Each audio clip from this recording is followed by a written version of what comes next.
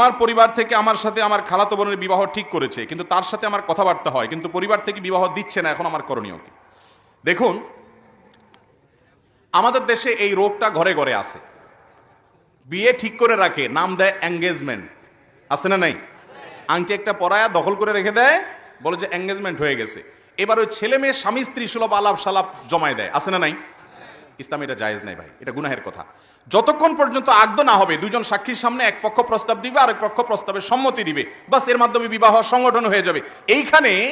এখানে ফার্দার কোনো অবস্থাতেই আপনি আগদ হওয়ার আগ পর্যন্ত স্বামী স্ত্রী সুলভ আলাপ সালাপ জমাতে পারবেন।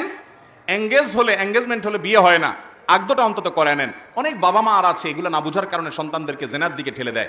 বাবারা মায়েরা এগুলো শেখার চেষ্টা করেন, জানার চেষ্টা করেন, আগদটা পড়াই দেন না। সমস্যাটা কোথায়? উঠাউঠি পরে করেন, আয়োজন পরে করেন, খাওয়া দাওয়া অনুষ্ঠান পরে করেন, শুধুমাত্র কবুল ইজাবার কবুল করেন দুজন সাক্ষীর সামনে, একজন হুজুর এসে বাস আপনার বিয়ে হয়ে গেল শরীয়ত অনুযায়ী। এবার তারা ছেলে মেয়ে তারা কথা বলতে কোনো অসুবিধা নেই।